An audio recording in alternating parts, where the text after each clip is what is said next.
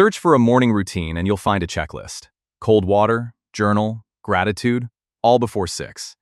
Now go and look at how the world's longest-lived people actually start their day. There's no checklist. There's barely a routine.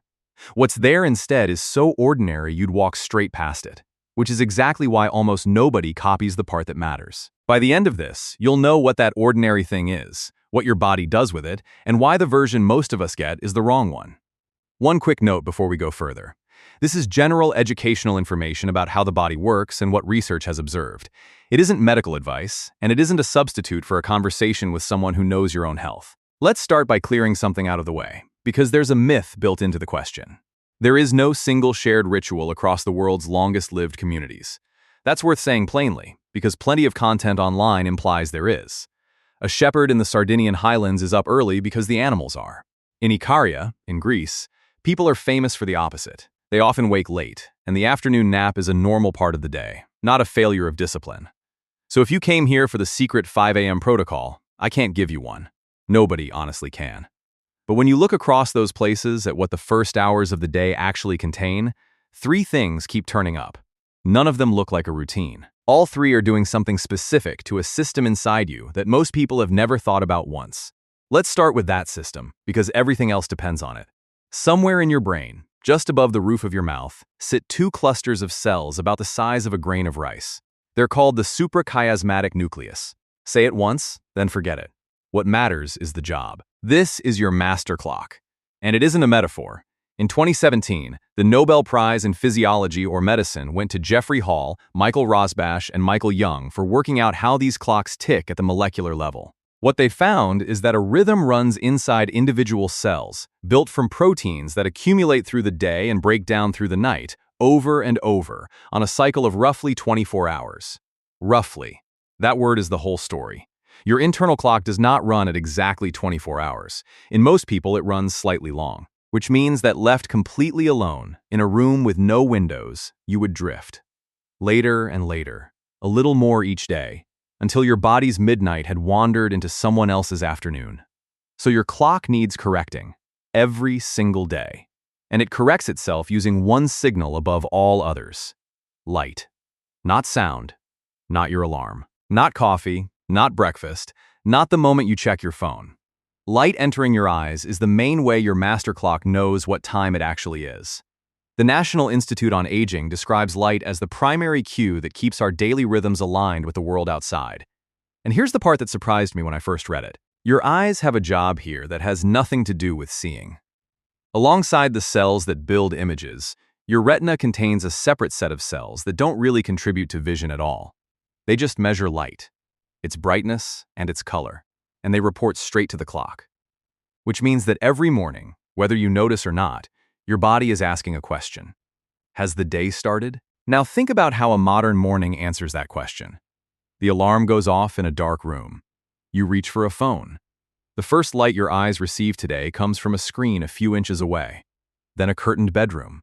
Then a car, or a train, or a corridor. Then an office lit by overhead lighting that feels perfectly bright to you. And it is bright, to your conscious eye. But your eyes are terrible at judging absolute brightness, because they're built to adapt, so it's worth knowing the actual numbers, since they're not close.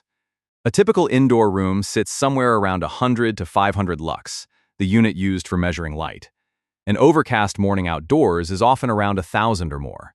A bright sunny morning can exceed 10,000. So stepping outside on a gray, unremarkable morning can easily deliver several times more light than sitting by a window indoors.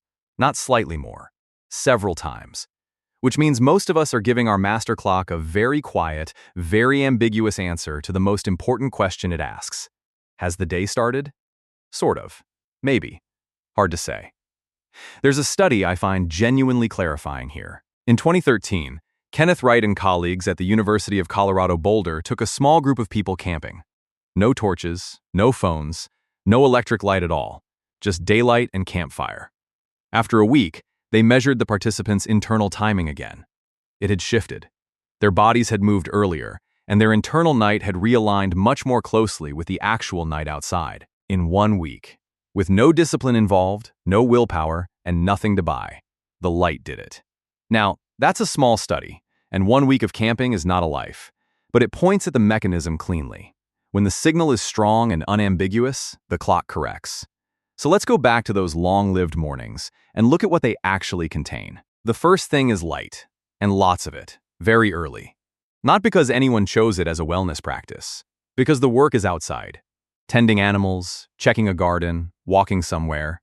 In Sardinia, in Okinawa, in Nicoya, in Costa Rica, in Ikaria, the first hours of the day tend to involve being outdoors, or in a doorway, or a courtyard, or on a path. Dan Buettner's Blue Zones work, done with National Geographic, describes this pattern of natural outdoor activity as a defining feature of daily life in these places. The person isn't thinking about their circadian rhythm. They're thinking about the goats.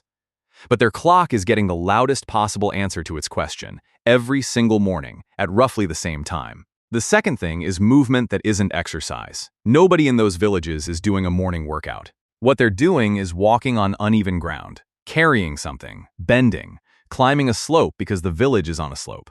Movement is folded into the morning rather than scheduled into it. Buettner's team named this pattern natural movement, and it's one of the most consistent things they found. And the third thing is a reason to be up, not a goal, not ambition. Something small and concrete that expects you. An animal, a plot of ground, bread, a person who will be there.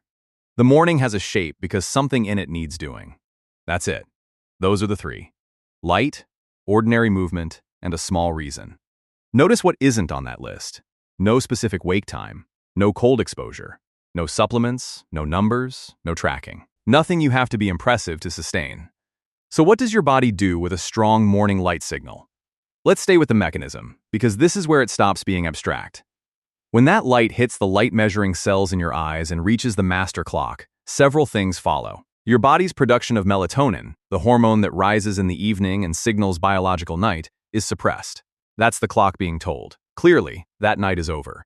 Your cortisol follows its natural morning rise. Cortisol has a bad reputation as the stress hormone, but that's only half its job. In a healthy rhythm, it peaks in the early morning, and that peak is part of how you become alert, and your core body temperature begins climbing toward its daytime range.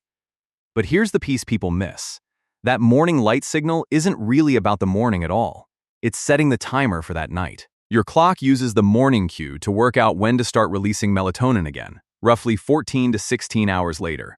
Which means the reason a night can feel wrong sometimes isn't the night. It's a morning that never clearly happened. Read that again if it helps, because it reframes the whole thing. The morning isn't where you get energy. The morning is where you set the clock that decides how the rest of the day, and the night, will run.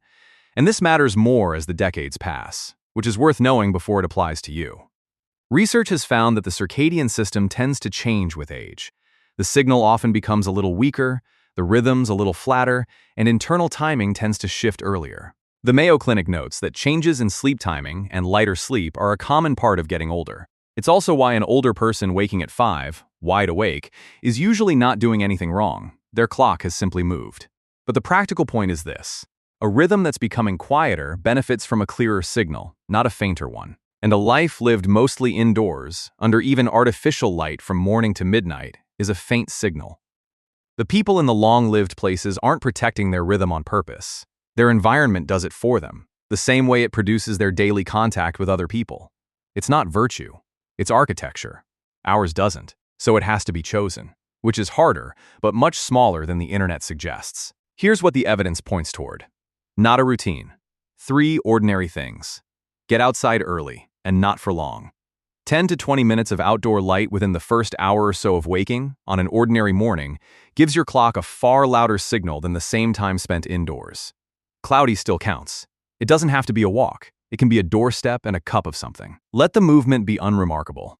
A slow walk, watering something, taking the stairs, going to buy bread. Nobody in the blue zones is warming up. And give the morning a small reason, something concrete that expects you. That's the part that turns it from a habit you're maintaining into a morning that simply happens. None of this is a prescription, and none of it is a guarantee. It's what the pattern looks like when researchers describe it. Now, a careful and important distinction, because sleep and mornings are exactly the territory where reassurance can go wrong. Everything so far is the ordinary version. A drifting weekend, a groggy fortnight, waking earlier than you used to, which is a normal age-related change and not a fault. But some things deserve a different response. Loud snoring with pauses in breathing that someone else notices. Falling asleep during the day despite what should have been enough sleep at night. Difficulty sleeping that has lasted for weeks or months rather than days. Waking unrefreshed no matter how long you were in bed. Or a low, flat mood that arrives with the dark months and doesn't lift. None of those are things to fix with better morning light. Those are worth taking to your doctor, and in the case of a persistent low mood, to your doctor or a qualified mental health professional. Some of them have specific, treatable causes that no amount of routine will touch.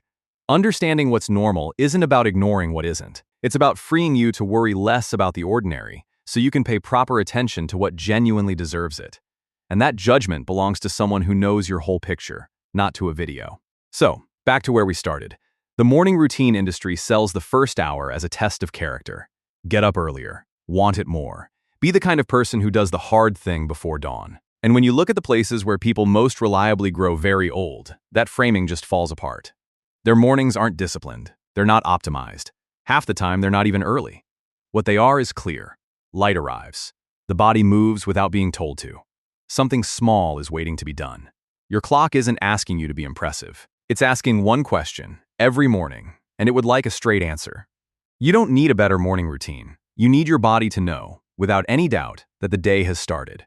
And as always, this has been general information about what research has observed, not medical advice about you. Talk with your own doctor or a qualified professional about your personal situation, and before making any changes, especially if your sleep has been difficult for a while. They know your whole picture, and a video never can. One last thing before you go. If someone came to mind while you were watching, a friend who also drags themselves through the first hour and blames themselves for it, send this to them. Not as advice, and not because you think something's wrong with them. Just as a way of saying, this made me think of you, and maybe neither of us is failing at mornings. Then come back and tell me in the comments how it landed. I do read them. And tomorrow, before you reach for anything with a screen in it, open the door and stand there for a minute. Not as a routine, just as an answer.